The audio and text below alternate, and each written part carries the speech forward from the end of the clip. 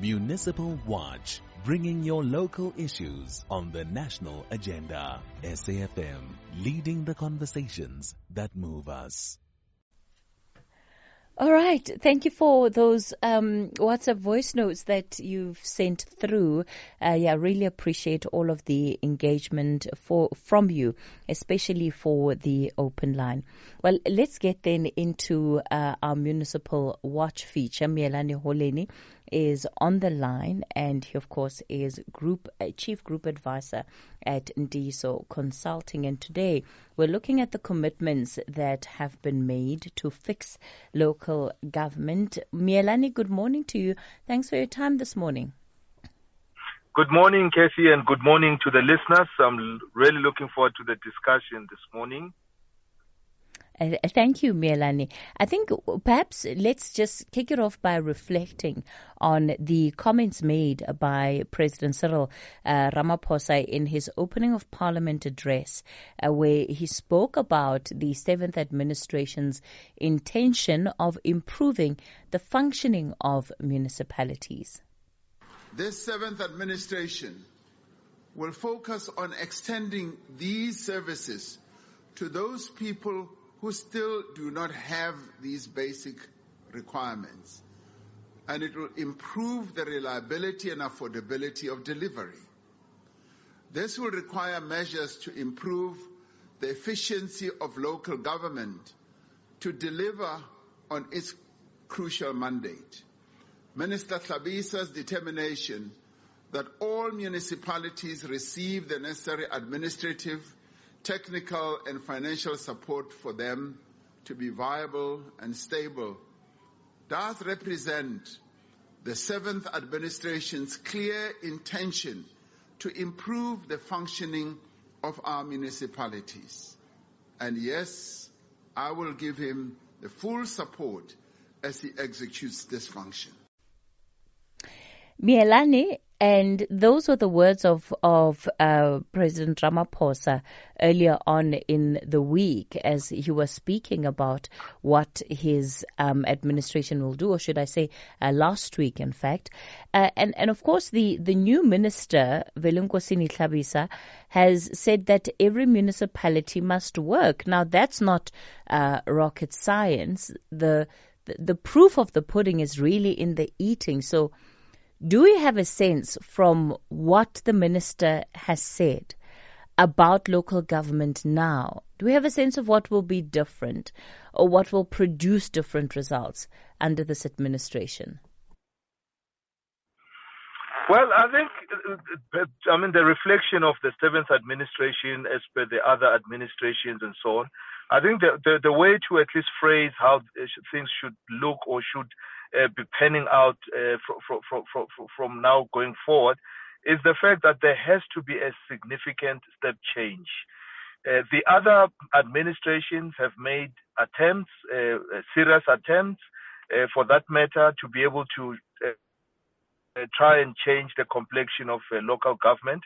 However, we also have confidence as someone who comes from the sector, the minister himself, having understood some of the challenges at the elementary level. So the issues, I think, at stake that needs to be put forward is a radical change for how local government has been conducted up until now, and to understand the DNA of local government. I think that is the one aspect which, when we unpack, we must talk about the DNA of what a local government should be and should not be, so that they can be able to roll out the services. But the words of the president are certainly very strong. They are loud, they are clear. And I think for us is to translate all of those into the plan that is being put forward as part and parcel of the 5-year plan. So there shouldn't be a plan which is operating outside of where government is going, to be able to get local government to align, to be coordinated, as well as to be in cooperation with the rest of the state, so to say. Yeah, Mielani, it might sound like it's loud and it's clear, but I mean, if we're being honest, nothing new in terms of those commitments. In fact, when we look at what the culture minister has said around the dysfunctional municipalities, you still have these 66 municipalities that are completely unviable. And the problem is that they've been in the state of dysfunction for many, many years now. From the first audit that the culture department decided to undertake in even identifying the dysfunctional municipalities, those at the bottom 66 have been sitting there for consecutive administrations right through from the 4th administration, Mielani, and now into the 7th administration. And that is, I think, a key concern. So the plan that I think the minister should be drafting or at least putting down, and I think certainly from our side, from us having been in the sector as in diesel consulting, we have crafted some form of a framework that says, if you look at the municipal space or local government space, you can divide the municipalities or the issues broadly into 3 categories. Of course, categorized by the bottom third, which is the 66 that you've put forward. There's also the middle third, of municipalities, as well as the top third. So the plan that needs to be put together is to understand the dysfunctionality. And of course, that dysfunctionality must be understood from a diagnosis point of view, because of these 3/3, the issues are not all the same. So it is to understand exactly what the dysfunctionality with the 66 bottom municipalities and be able to craft, plans that address each one of the issues specifically and coherently. So the issues I think that we've had with the previous plans that have come from local government was we want to create one plan and assume a homogeneity and assume that, the problems are the same and it will be a broad brush. We'll get in there and get out and things, will be working.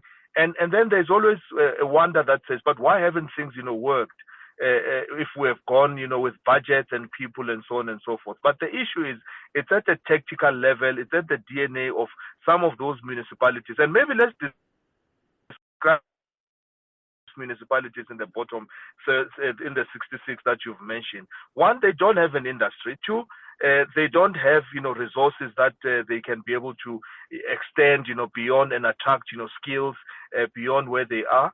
And in a way, they are not deemed to be or seen to be as lucrative from a point of view of, having resources that would attract attention, whether it's political, whether it's business, whether it's and so on. So they tend to operate in autopilot, type format. And you can see that, there's also vacancies, huge vacancies. There's acting, the type of skills there that, if you say there's a CFO, they'll be acting and so on. So I think if you then take the example of that 66 and want to build, plans, you'll build 3 different types of plans that, are going to address, the functioning of a local government. So, of course, you may, and you are correct to say that the issues are not new. And I think for us is always, the diagnosis that has always been put forward. We see the symptoms and we operate based on what those symptoms are. And we have not really looked at what, the actual causes are of that dysfunctionality that, manifests in the way that it does, as well as, the municipalities that, are seen not to be performing and so on. And it can't be a single prognosis, thereafter. So the issue we're putting forward is that from the minister, the challenge that he faces is to be able to understand the DNA and understand the 3 archetypes, if I may use this word, of the municipalities that are there, and address each one of them in a specific manner, but within a single program, and that program being aligned to the greater 5-year program of government. You have Minister Hlabisa already threatening intervention, especially where these 66 municipalities are concerned. Ordinarily, intervention should sound like a good thing, right? Because it means that we're going to do something to change the state of affairs. But what we have come to know now, Mielani, is that putting municipalities under administration does not necessarily change their financial viability, does not necessarily improve service delivery. In fact, we have more and more examples of municipalities that have become worse under administration than they were before. So therein lies, I think, the first issue or the misnomer or the misconception of how to fix a municipality. Of course, that is a part of the legislation that we have. But if you are trying to solve a political problem, you may not necessarily need to put that municipality into, a complete, standstill. Okay. So there's political management from where we are seeing the issues. That's number one. There's also administrative issues that, broadly with regards to the running of the municipality. There's also then the issues of skills and service delivery and so on. But I always go back, and I think, to jog, your memory of the issue of capability, which is leadership, strategy, service delivery. So some of it, where we have political problems, those political problems are not necessarily solved in the political way with a political solution. It tends to, yes, of course, we have to use legislation to get to solve, some of the issues within there. But really, putting a municipality within administration should be for the cases when there is administrative issues, service delivery issues, dysfunctionality within the administrative, side of things. So I think we've tended, when the minister also says, he'll put municipalities into administration, may not always solve, what, could be the political issues that, are plaguing such municipalities. So there needs to be a particular and a different way of solving political issues as well as administrative issues. So it's easier to put a municipality into administration, whether it's from a provincial point of view, and recently we've seen National Treasury or from a national point of view putting municipalities into administration. But we end up, as you've put it, with a worse situation because we are solving the wrong problem using the legislation and the tools that are there. And when you are done with that process, you have not actually solved the political issue, or you have not even solved the administrative issue that would have resulted in that municipality being dysfunctional. So I think that is the distinction that number one I may put forward, that let's make sure that when the minister goes out, the diagnosis is accurate, and so that the steps that are taken to solve the problems are the correct ones, as opposed to invoking legislation that ends up convoluting what the problem is, and those municipalities tend to recycle and stay in a vicious cycle within there. So I think that's the first issue that confronts the minister, to be able to discern as to whether these issues, where would they be coming from, and what are the true causes, and what are obviously the effects are being seen, but what are the true causes of these issues that have resulted or spilled over into making that particular municipality to be stuck in a dead end of some sort. Mielani, is it easy to be able to have that diagnostic of whether the problem in a municipality is a political one or an administrative one? Let's take, for example, the city of Johannesburg. We are looking at a situation now where this city is about to have probably a change of hands for the sixth time in a single term, right? And there are complaints that the changing of hands of the mayorship of the city is part of what is leading to service delivery basically coming to a standstill, because we are seeing the deteriorating state of the city of Johannesburg. How do people like yourselves, and including the department, how should they go about determining whether the problem is a political one or whether it's an administrative one? Well, I think let me start with an administrative problem, because we at least have the tools that you can call them scientific, such as, the fact that, there are audits that are being done by the Auditor General. Management plan, which is supposed to be in place. There's the service delivery budget implementation plan, which must be put in place. There's the IDPs that must be put in place. And all that, we should be doing is to measure the performance and enforce performance management and accountability at the level of the administration. So there is not much that, should be or could be done in terms of, looking, but just to look at, how is the system performing? Melanie, I'm going to interrupt you there. We keep losing you on the line. I'm going to ask that we try and call you back just so that we can have you on a different line. Perhaps the quality of connection will improve. For Municipal Watch, we're looking at the commitments that have been made by both the President and the Cocta Minister when it comes to turning around the state of local government. Yeah, I wonder if people even still believe that it's something that is possible, that is within reach, that we can, turn things around to having functional municipalities. You're more than welcome to be part of the conversation. I'll be taking your calls. 086 000 2032 is the number to dial. On the WhatsApp voice note line, 0614 104 107. It's 10:30. Time for your latest headlines.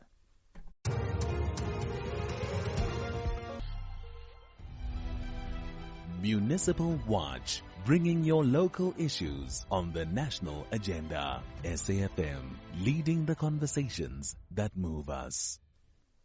We continue the conversation with Mielani Holeni. He's a local government revenue and governance expert. We're looking at the plans of the 7th administration where it concerns local government. So, Mielani, so far you've spoken about then the need for a proper diagnosis of the problems that local government is facing, that administration and intervention is not necessarily always the answer to dealing with problems, especially if they're more political than they are administrative. And you're just running us through how officials then are able to tell what the problem is, because it appears that in so many municipalities the problem is largely a political one. So I was going through, I think, on the administrative side, we have a number of tools that are utilized. Firstly is to start with looking at the IDP. From the IDP, looking at the annual performance of a municipality, which can also then be broken down into the service delivery budget implementation plan. And that is a key plan because it's what the performance agreements, where the performance agreements must emanate from each one of the officials, starting with the accounting officer and the rest of the executive, the officials, administrative executives.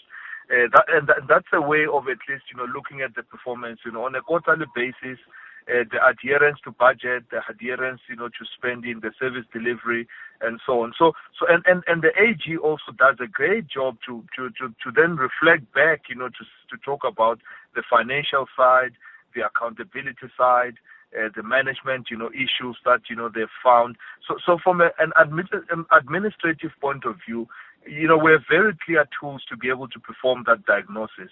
However, when it comes to the political side, we always see it as a way of, either a vote of no confidence. We see that, the administration will change. There will be different, alliances that, form, or coalitions that form. And there's different, voting patterns and so on and so forth. When all of us, I think, understand that, each one of the party representatives obviously represent a particular constituency and represent, a particular mandate when they come into council.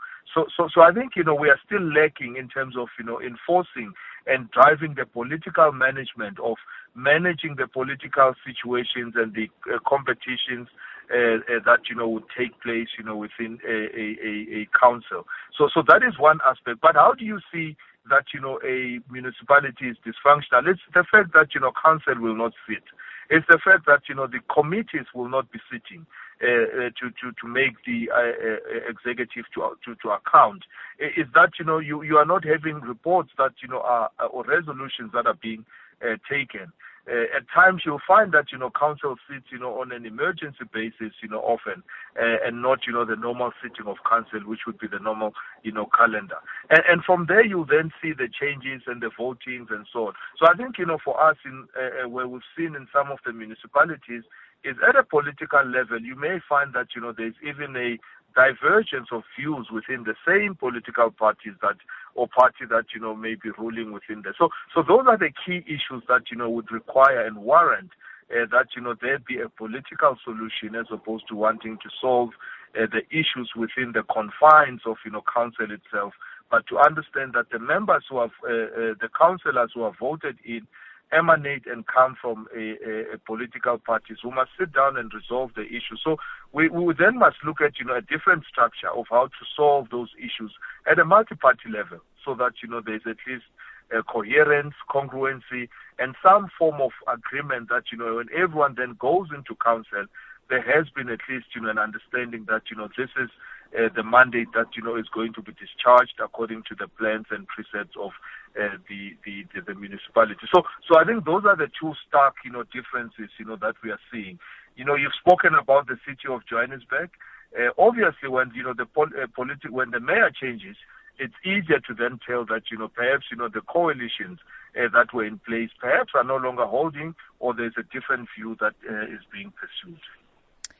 Do you think that the Municipal Structures Amendment Bill of 2024 is going to help deal with this problem, especially in as far as the issue of guidelines for coalition governance is concerned? Because that's part of what that piece of legislation aims to do. I think the spirit of the legislation is really positive and should be welcomed. However, I think the understanding is that we are also dealing with human beings here. We're dealing with political structures that are different.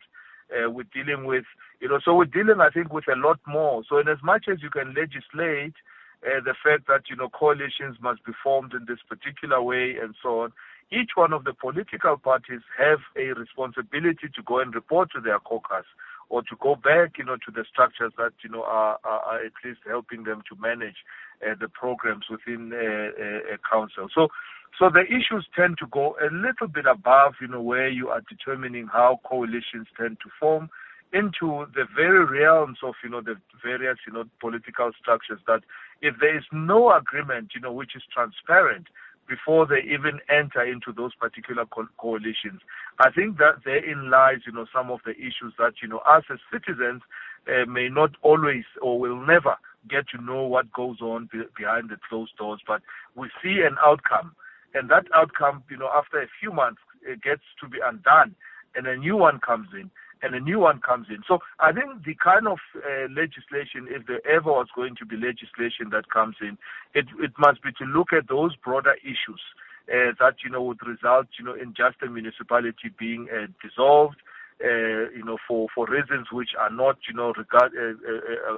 performance, related, So in other words, we need to look at, those broader issues that, cover the fact that, even before entering into coalitions, and even before, the parties, decide, how to work together and follow the guidelines, there must be those precepts that, determine how those, the workings of council. For instance, we can't just dissolve council for the sake that we want to change, the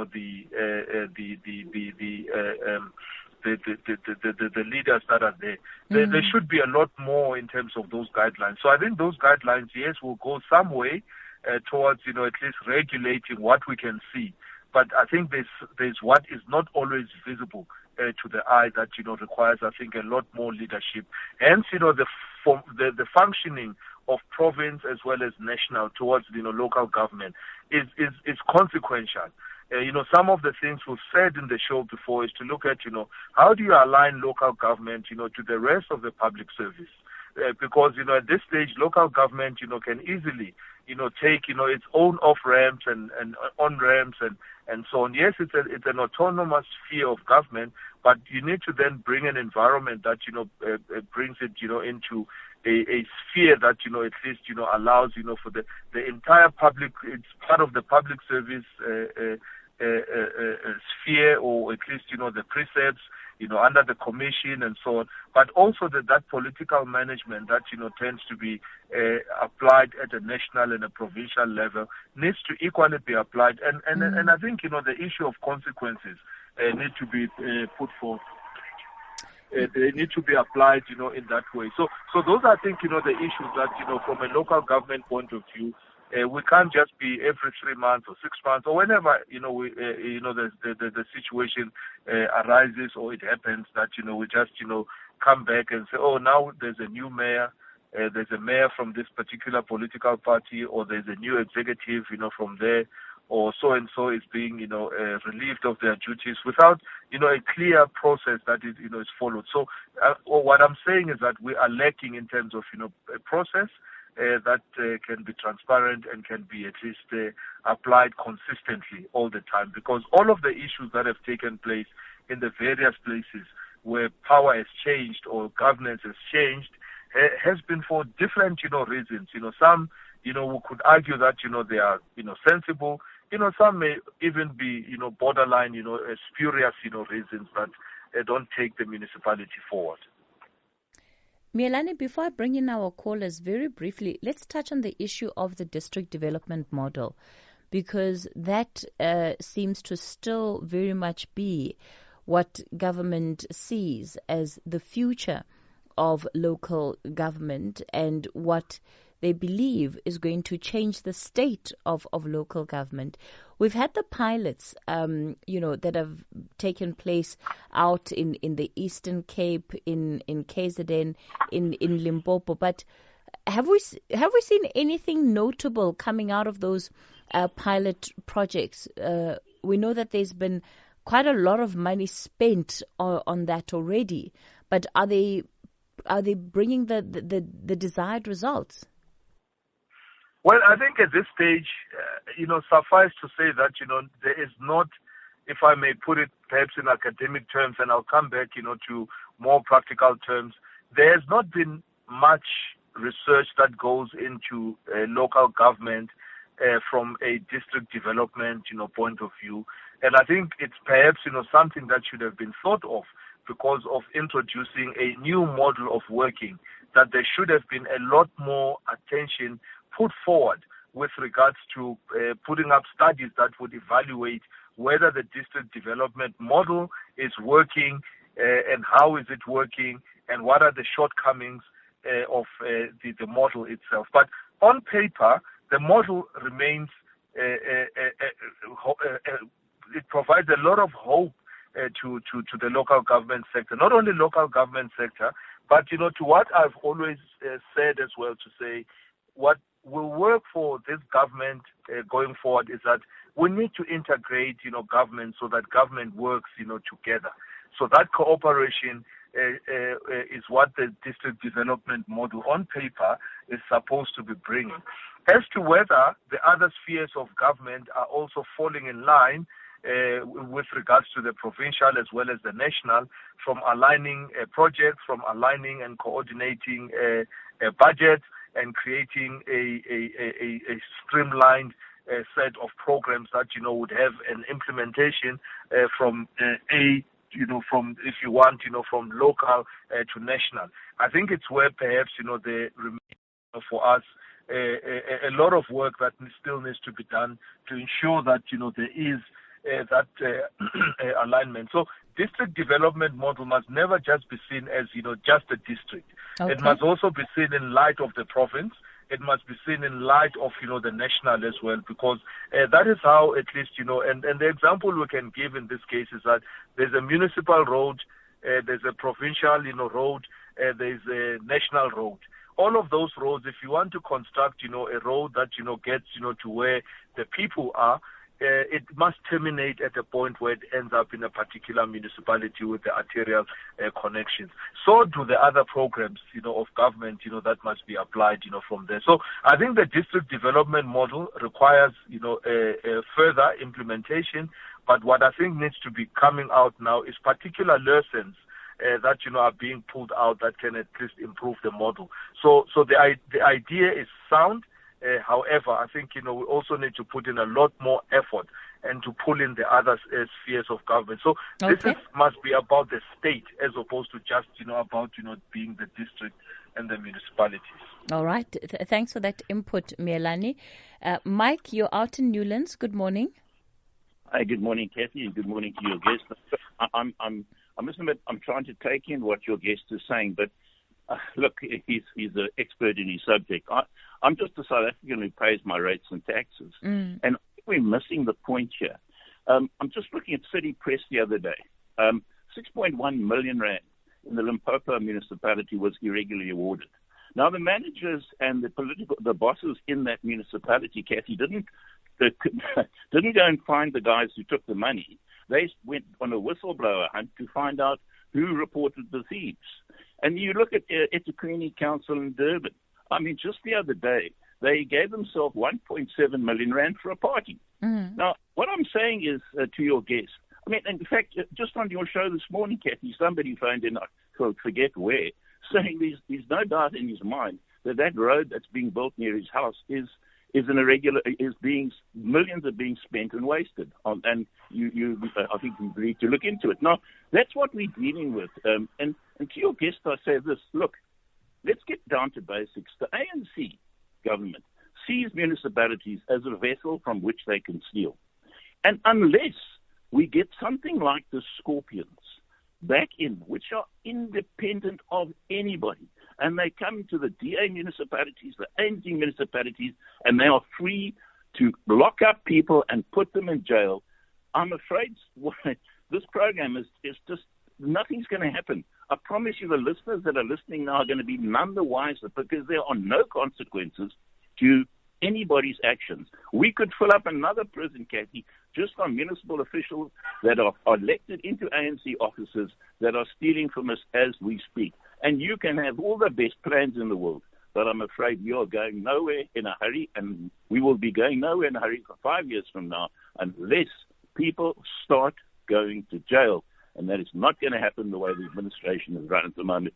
No way. So, in fact, I would like to ask the guy there, how does the DA get it right? I see that they've been awarded some other award for twinning with some city like the best accounting. What does the DA do? Perhaps we should investigate them, because they suffer the same problem that you suffer, is that they can't just lock people up either, but somehow or other they don't seem to put their hands in the till. What is the DA doing? Maybe we can learn from that, perhaps. Okay. Thank you. All right. Okay. Thanks for that, Mike. Mr. Bo, you're in Isipingo. Good morning. Good morning, Kathy. Thank you for a well-presented show. I really appreciate your professionalism. You seem to want to demonstrate clearly black excellence. And really speaking, I really admire you and the way you present your show. Thank you so much, Mr. Bo. Going forward, even Milani seems to be a person who is so professional in his understanding. And putting you and Milani together, this is the kind of, people we need in government who can actually exercise that professionalism. Now, government talks about professionalizing the services, and unfortunately, it's talk, and there's no implementation. So there has to be consequent management, because Milani spoke about performance management. Now, to my knowledge, there are some very core people from the executive who will sign performance, not from the executive, to my knowledge, from the administrative side. So you get like the municipal manager, you get the CFO, Chief Financial Officer. You get other people that are running core heads of departments that will sign these agreements. Now, the thing is, what bothers me is, why is there no accountability to this? For example, the city manager will sign a performance agreement that has leading competencies. And part of that competency framework structure speaks about strategic direction and leadership, the impact and its influence, the institutional performance management, the strategic planning management, the organizational awareness, and then you'll get people management. And these are all the competency frameworks, and then they are rated on that at the end of the financial year. And if they are not performing, what stops the employer? The employer could be the mayor or standing on behalf of the municipality to call that person and say, you are not performing according to what's written down as policy or as written down in the framework, and we need to now crack the whip on you. So there's no accountability. There's so much of laws. The Melanie is quite correct. I mean, there's the Municipal Structures Act number 117 of 1998. There's the the Municipal Systems Act number 32 of 2000. And we have the Municipal Finance Management Act number 56 of 2003. And there's such powerful information in those legal documents. So why are we not using those legal documents to hold them account? As the previous speaker said, perhaps they need to be prosecuted and jail time. Now, coming back to specifically eThekwini, we are under Section 154, which just means that eThekwini needs help. In other words, strength and support from provincial and national. Now, the thing is, that was delayed so long. Since to date, after the new sort of GNU has come about, somebody has cracked the whip and said, we're now implementing the 154. So I firmly believe the 154 must take its course. And if the 154 doesn't work, then we use the law again and say, let's go for the Section 139. So the Section 139 will actually dissolve a municipality if necessary. That is a possibility. So what's the reasoning, or what's the outcome, or how do I view it? I view it as, if there's 222 councillors in a particular municipality, they can all be told, pack your bags and move it up. Now, when you pack your bags and move it up, you lose a lot of perks, you lose a lot of salary. So maybe we won't get instant gratification, but if the Section 139 is continuously applied to any municipality around the country, then surely the politicians will start catching a wake-up call and say, hang on, if we don't perform, we don't give service delivery to the people, then this is what's going to happen. We need to pack our bags and move it up. So your Section 139, you may say, well, the people will elect the same politicians again. So let them elect the same politician again, and then you apply the Section 139 again, and they'll be removed. So if you continuously do that and you set a precedent where people are going to be held accountable in terms of the legal aspects, then I think that would make a difference. Yeah, Mr. Bo, I hear you. I think obviously there's also the issue of not wanting to continually bring municipalities sort of to a standstill, right? And that's the risk that you run if you're always rerunning elections in pursuit of change. Yeah, but you're not bringing the municipality to a standstill because it's already at a standstill. I mean, look at there are cases in Quebera, there are cases in Mahiking where there's minimal service delivery. People are battling. There's no water in the taps. Okay. There's no electricity. There's no. So what difference does it make if you bring the municipality? Because at the end of the day, you need to start teaching lessons. As I said earlier on in my vermont, it's not going to be instant gratification. We need to change this narrative, because what's also happening now is certain government officials think that they are the powers. They forget that they are the servants of the people. And we as the people are also to blame, because we don't want to take responsibility for sitting down in the evenings and learning a little bit about the laws that I spoke about. Why? Mr. Bo, let's leave it there. Mr. Bo out in Isipingo. Brian, you're in Cape Town. Good morning. Good morning, Cassie, and to your guest. Hi, Brian. Cassie, I've been listening to Neilani on this program since you started. You know, I don't hear one solution from him. All I hear is hollow rhetoric. You know, I can quote part of what he's been saying. This is the language you use. We are lacking in. One. Number two, we should look at the broader issues. Two, there should be. Three, no clean audits. Well, that's what I've been hearing for years. There should be a new model. The shortcomings are, I think, what needs to be coming out of,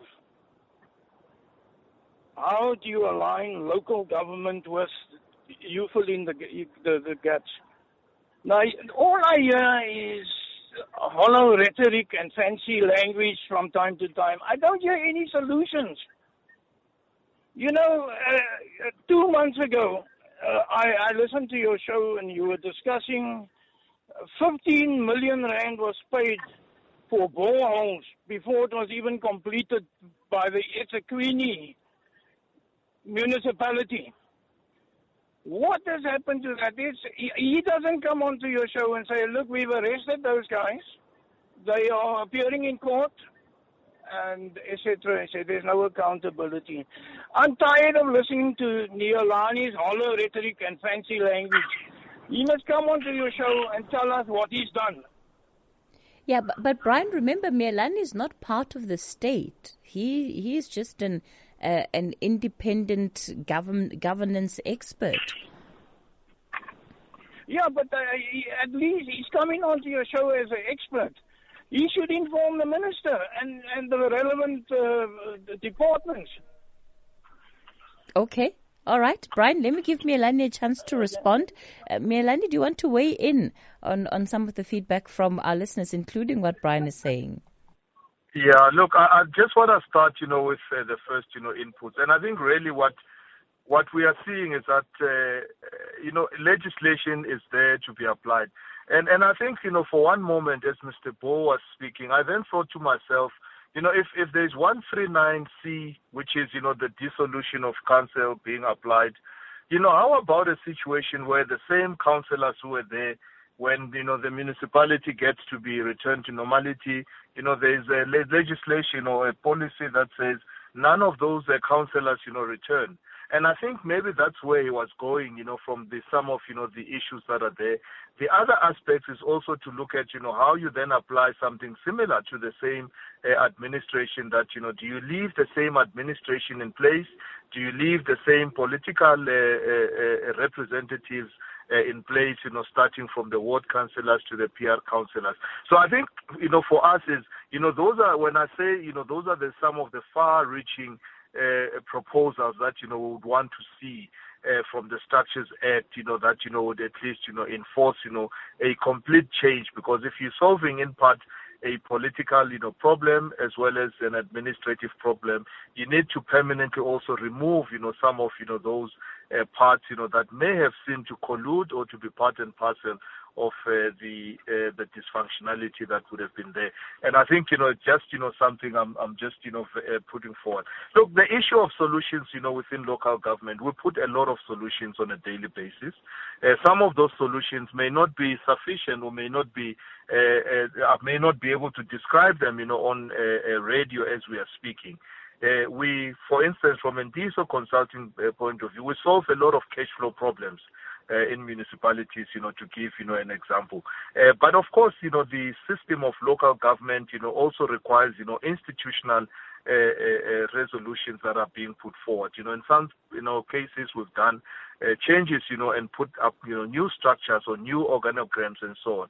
And we also are solving economic, problems by putting local economic development strategies and going so far as partnering with the likes of the DBSA to bring funding in areas where there's no funding. So in terms of, the issues of law enforcement, unfortunately, it may not be our purview to go and arrest, people, but, ours is to fix, the cash flow, ours is to fix the institutional functioning.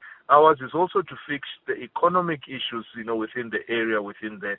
And of course, there are other organs of state and there are other bodies that would come in with law enforcement, whether it's the SIU, whether it's the Scorpions, and they do their jobs, where, they are at least, given sufficient information to be able to take that forward. But I think, of course, I sense the frustration. I think it's more the frustration that, citizens are having as opposed to saying, it's rhetoric. But it's, there's a lot of frustration on the ground, that, requires, solutions. And I think, we must look to the minister. So Ibrahim must maybe say, all of this, let's listen to the minister, similar to maybe the call that came earlier, asking for the Minister of Police.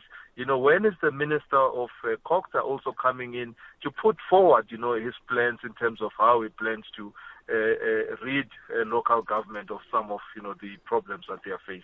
All right, Melanie, we're going to have to leave it there. We're completely out of time for this program today. It's time for the latest 11 o'clock news.